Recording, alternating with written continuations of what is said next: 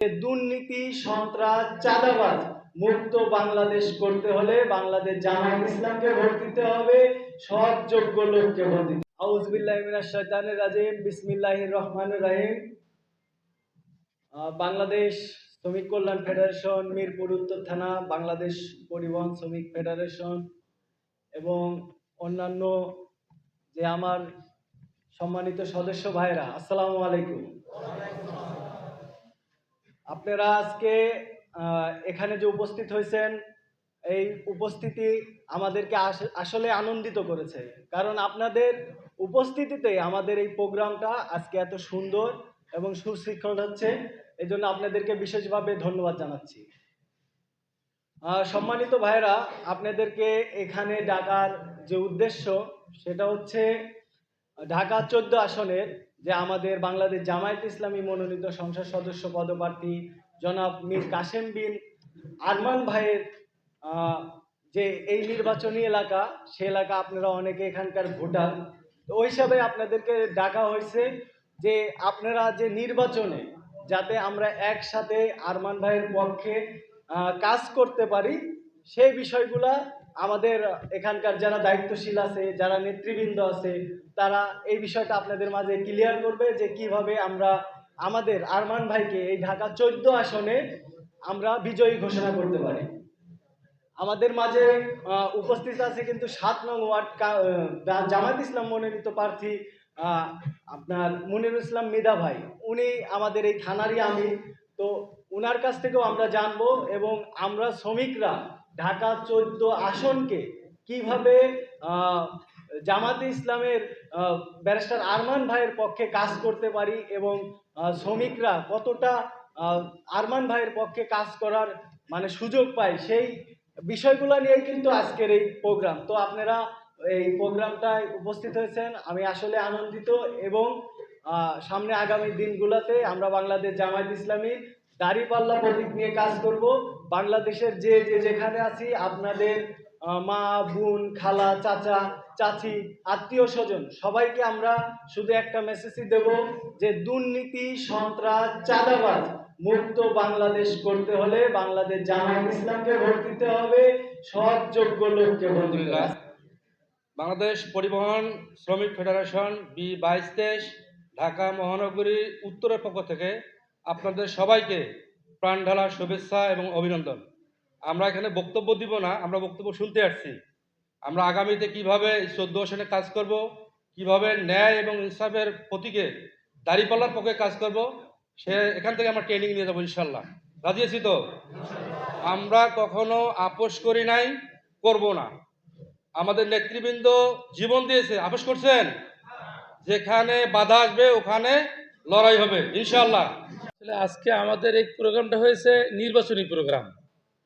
আর নির্বাচন কিভাবে করব, কিভাবে আমরা ভোট দেব, ভোট কালেকশন করব, আজকে আপনারা সবাই কিন্তু নির্বাচনের কর্মী। আজকে জামাতের কর্মী না, সবাই নির্বাচনের কর্মী। যে জায়গায় থাকি না কেন, যে অবস্থায় থাকি না কেন, আমরা আমাদের লক্ষ্য উদ্দেশ্য ন্যায়ের প্রতীক দাঁড়িপাল্লা।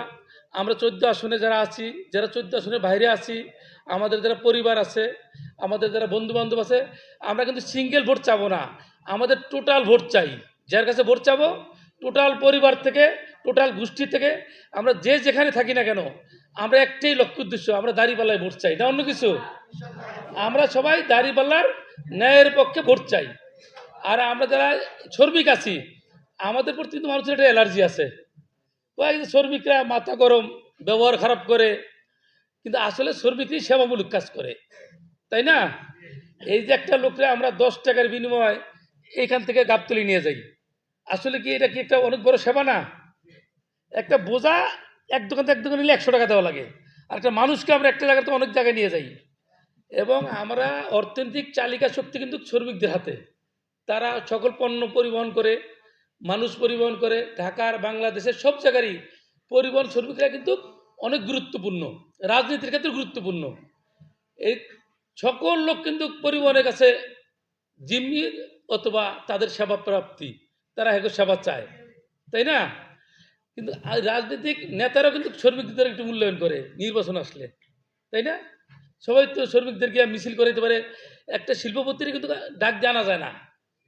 এই যে আজকে আমরা বিভিন্ন জায়গায় প্রোগ্রাম করি, শ্রমিকরা যতটা আন্তরিকভাবে আমাদের এসব প্রোগ্রামে অ্যাটেন্ড করেন, কিন্তু অন্য ব্যবসায়ী অন্য শিল্পপতিরা কি এভাবে আসে চাকরিজীবীকে আসতে পারে? আসতে পারে না। কিন্তু তাদের পিছনে অনেক দায় দায়িত্ব থাকে, পারিবারিক ব্যক্তি স্বার্থই বেশি থাকে। আর আমরা শ্রমিক ব্যক্তি স্বার্থ না, আমরা আমাদের সংগঠন বা আমাদের নেতার স্বার্থ দিকে আমরা লক্ষ্য করি। আমার নেতা কি বলছে, আমরা যেভাবে একটা নেতার আনুগত্য করি, একটা শিল্পপতি চাকরিজীবীতে এভাবে আনুগত্য করে না। এই যে নয়ন দাঁড়াইছে, আমরা সবাই নয়নের পক্ষে স্লোগান দিচ্ছি, তাই না? এটা কিন্তু আমাদের এটুকুই পাওয়া না, অন্য কিছু।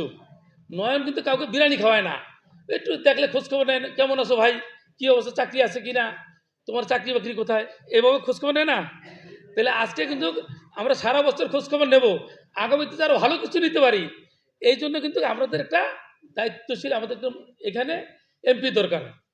আমরা দেখছি না অন্য আওয়ামী লীগের এমপিরা, এরা কিন্তু নেতাগিরি করে চাঁদাবাজি করার জন্য। আমরা কি চাঁদাবাজির জন্য নেতাগিরি করি? আমরা যারা চাঁদাবাজির বিরুদ্ধে করার চেষ্টা করি, তাই না? আমরা জুলুম অত্যাচারের পক্ষে না, আমরা সন্ত্রাসীর পক্ষে না, আমরা তাদের বিপক্ষে। আমরা এমন একটা পক্ষ নিয়েছি যেটা আল্লাহ রাসূলের পক্ষ, ন্যায়ের পক্ষ, তাই না? আমরা দুনিয়াতে সফল হব, আখেরে তো মুক্তি পাবো যদি আমরা ন্যায় পথে চলি। তাইলে আজকে আমরা আমাদের অনেক সিনিয়র ভাইরা আছেন, তারা আমাদের গুরুত্বপূর্ণ দিক নির্দেশনা দিবেন। কিন্তু আমরা আগামীতে ভোট কিভাবে দিতে পারি, কিভাবে ভোট কালেকশন করতে পারি, এটি আমাদের চাওয়া পাওয়া। সবাই যাতে করে আমরা একে একে কাঁধে কাঁধ মিলিয়ে নির্বাচনে যেখানে যে প্রোগ্রাম দেয় আমরা সর্বোচ্চ চেষ্টা করি উপস্থিত থেকে সবাই সবার সাথে মিলে ভোট কালেকশন করি। আপনারা তো সবাই শ্রমিক না?